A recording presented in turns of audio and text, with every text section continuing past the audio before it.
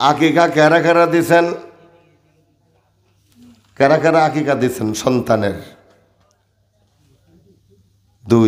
দুইটা হাত উঠছে।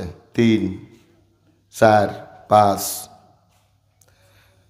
6টা হাত উঠল। সন্তানের আকিকা আপনারা করছেন, আরগুলো করা হয় নাই। আমার ভাইয়েরা, যেই সন্তানের আকিকা করা হয় ওই সন্তানকে আল্লাহ জাহান্নামের আগুন থেকে নাজা মুক্ত করে দেন। সুবহানাল্লাহ বলেন। সন্তানের আকিকাগুলো করে দিবেন, এটা বাবা মার উপরে সন্তানের হক। আমরা ওয়াজ করি বাবা মার, ছেলেদের বলি বাবা মার খেদমত করো, সেবা করো, অমুক করো তমুক করো, কিন্তু এটা এক চাটিয়া কথা। বাবা মার উপরেও সন্তানের হক আছে। সন্তানের হকগুলো যেন বাবা মা আদায় করে দেন। খারাপ পাইতেছেন আপনারা? আমার ভাইয়ারা, আসুন সামনের দিকে যাই। এটা বললাম, এবার আসুন ওই সন্তানকে আপনি কোরআনুল কারীম শিক্ষা দিবেন, আপনিও নিজেও শিখবেন, আপনি তেলাওয়াত করবেন। এটা মাদ্রাসার জলসা, প্রতি বছর জলসা হয়। ও বাজান, একটু গভীর মনোযোগ দিবেন। মাদ্রাসার জলসা, মাদ্রাসার দিকে আপনারা নজর রাখবেন। মাদ্রাসায় যে ছেলেগুলো পড়াশোনা করে, লেখাপড়া করে, এদের সহায় সহযোগিতার মধ্যে আপনারা সহায়ের হাত বাড়িয়ে দিবেন। কেন রে বাজান? এটা কেন বলি?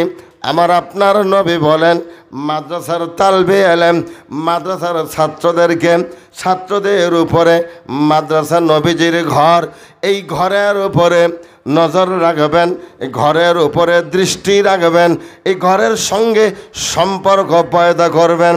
কারণ এখানে আল্লাহর কালাম শিক্ষা দেওয়া হয়। আল্লাহর কালাম এমন একটা কিতাব, আমার বাজানো দুনিয়া এবং আখিরাতের মধ্যে অমন কিতাব আর পৃথিবীতে কিয়ামত পর্যন্ত আর আসবে না। যেই ঘরে আল্লাহর কোরআনুল কারীম তেলাওয়াত করা হয়, ওটা আপনার ঘরও হতে পারে। আপনি শুদ্ধতার সাথে কোরআন শিক্ষা করা আপনার উপরে ফরজ আইন হিসাবে রাসূলুল্লাহ ঘোষণা দিয়েছেন। আমার ভাইয়েরা, কোরআন প্রত্যেকটা মানুষকেই শিক্ষা করতে হবে, তেলাওয়াত করতে হবে। কোরআনের দুটো হক, একটা হক হলো রমজান মাসে একটা খতম দিতে হবে। সারা রমজান, 30 রমজান হোক আর 29 রমজান হোক, এই 29 রমজানের মধ্যে বা 30 রমজান মিলিয়ে কোরআনুল কারীম একবার পুরো তেলাওয়াত করে দিতে হবে। আরেকটা হক হলো 11 মাসে আরেকবার খতম করে দিতে হবে। বছরে 2 বার তেলাওয়াত করিতে হয়, এটা কোরআনের হক। রাসূলুল্লাহ বলেন, কিয়ামতের ময়দানে কোরআন কারো সপক্ষে সাক্ষ্য বহন করবে। রাসূলুল্লাহ বলেন, কোরআন যার সপক্ষে সাক্ষ্য বহন করবে, লোকটা জান্নাতি হয়ে যাবে। জোরে বলা যাবে কি সুবহানাল্লাহ। আর এই কোরআনুল কারীম কিয়ামতের ময়দানে কারো বিপক্ষে দলিল হয়ে যাবে।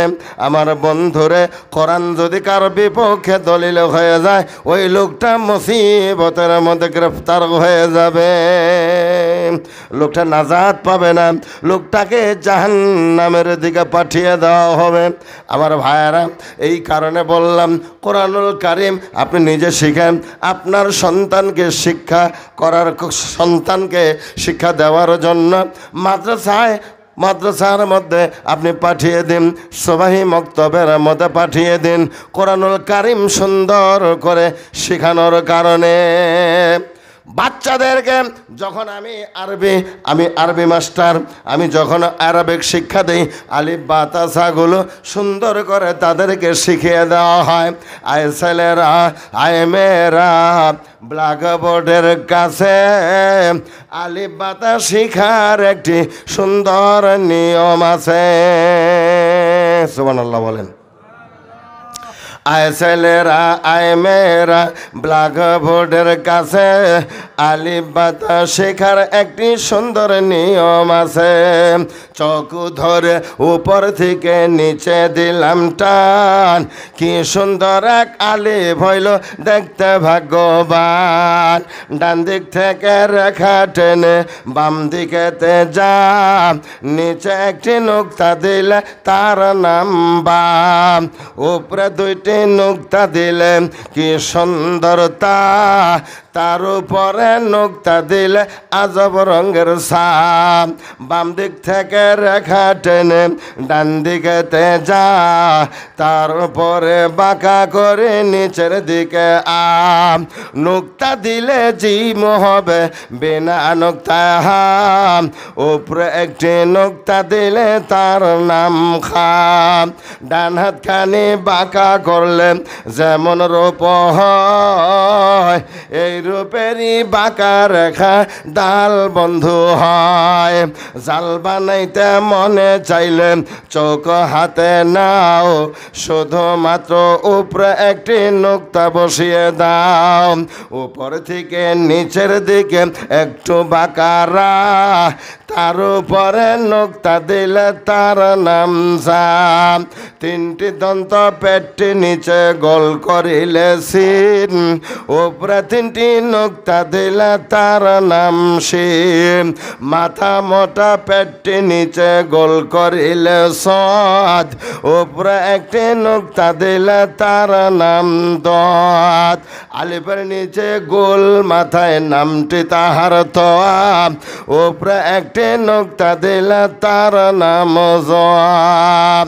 চাঁদের মা বুড়ির মতো বসে আছে আইন, উপরে একটি নুক্তা দিলে তার নাম কি গাইন। এমন করে করে বাজাম বর্ণগুলি অনেক কষ্ট করে শেখানো হয় যেন তারা ভুলে না যায়। এই পর্যন্ত শেষে দিলাম আলিফ বাতার ছড়া, জীবন ভরে রাখব মনে ভুলব না কোমরা। জোরে বলুন আমিন। আমার ভাইয়েরা, এই কারণে বললাম যে বর্ণ থেকে শুরু করে নিয়ে আপনি যদি কোরআন শরীফের কোনো সূরা মুখস্থ নাই, আপনি যদি বর্ণগুলা আলিফ থেকে ইয়া পর্যন্ত একবার যদি তেলাওয়াত করেন, তাহলে বাজান আলিফ থেকে ইয়া পর্যন্ত বর্ণগুলো একবার কেউ যদি পরে আঙ্গুল ধরে ধরে পড়িয়ে যায়, আল্লাহর কোরআন 30 পারায় একবার তেলাওয়াত করার সওয়াব পেয়ে যাবেন। জুড়ে বলা যাবে কি সুবহানাল্লাহ। আর যাদের সূরাগুলো জানা আছে বাজাম, এমন একটা সূরা আল্লাহর কোরআনে দেওয়া হয়েছে, নাম তার সূরাতুল ইখলাস। এই সূরা ইখলাস একবার পাঠ করিলে 10 পারা তিলাওয়াতের সওয়াব পাওয়া যায়। সুবহানাল্লাহ বলেন, জোরে হোক সুবহানাল্লাহ। আমার ভাইরা, 3 বার তিলাওয়াত করলে একজাল কোরআন খতমের সওয়াব আল্লাহ দিবে। জোরে বলুন সুবহানাল্লাহ। আমার ভাইরা, সূরা ফালাক যদি কেউ একবার পড়ে 7.5 পারা তেলাওয়াতের সওয়াব পাবে। নাচ পড়িলেও 7.5 পারা বাজানো। সূরা লাহাব পড়বে 7.5 পারা, সূরা নসর পড়বে 7.5 পারা। এমন করে তেলাওয়াতের সওয়াব আল্লাহ আপনার আমল নামাই দিবেন। আপনি 5টা সূরা জানেন, তাহলে ঈশান নামাজ পড়িয়ে খাওয়া দাওয়া করে বিছানায় গিয়ে বাউজুর সাথে বাজান যখন ঘুমিয়ে যাবেন সুন্নতি তরিকায় রাসূলুল্লাহর উপরে বাজানো এই সূরাগুলো 5টা জানেন, 5টাই তেলাওয়াত করে আল্লাহ রসুলের উপরে কয়েকবার দরুদ সালাম পড়িয়ে ঘুমিয়ে যান। ও বাজান, এই কোরআনুল কারিমের আর দরুদের ওসিলা করে মুহাম্মদুর রাসূলুল্লাহ সাল্লাল্লাহু আলাইহি সাল্লাম মদিনা শরীফ থেকে এসে আপনার ঘরে ঢুকে দেখা করে যাবেন। আমার নবীজির সঙ্গে জীবনে খ্বাবের মধ্যে স্বপ্নের মধ্যে কারো যদি একবার দেখা হয়ে যায়, লোকটার উপরে জাহান্নাম আমার আল্লাহ হারাম করে দিবেন। সুবহানাল্লাহ বলেন আমার ভাইরা। তাহলে আল্লাহর কোরআন আপনার ঘরে বসে কোরআন তেলাওয়াত হচ্ছে, আপনার ঘরে আপনি তেলাওয়াত করেন, আপনি তেলাওয়াত করছেন। আল্লাহু আকবার, আল্লাহু আকবার বলেন। অবাজান এই কারণে যেন রহমতগুলো বৃষ্টির মতো করে আপনার ঘরে পড়ছে। নবীজির একজন গরিব সাহাবী ছিল বাজানো, ওই সাহাবীর বাড়িতে আমার রসুল আসলেন। আমার রসুল এসে ঘরের দরজায় দুয়ারে কি কয় আপনার গেটের ওখানে দাঁড়িয়ে সালাম দিলেন, আসসালামু আলাইকুম। উত্তর আসলো না। সাহাবী ঘরের মধ্যেই বসা। একটু অপেক্ষা করে আমার রসুল আবারও সালাম দিলেন, আসসালামু আলাইকুম। এবারও জবাব আসলো না। একটু অপেক্ষা করলেন, আবারও সালাম দিলেন। আমার ভাইয়েরা, এবারও উত্তর আসলো না। আল্লাহ রসুল সালাম বন্ধ করে দিয়ে যাইতেছিলেন। আমার দিকে তাকান। সালাম বন্ধ করে দিয়ে যাইতেছিলেন। সাহাবী ঘর থেকে বের হয়ে এক দৌড়ে রসুল্লাহর সম্মুখে গিয়ে বলছেন, ওয়ালাইকুম আসসালাম।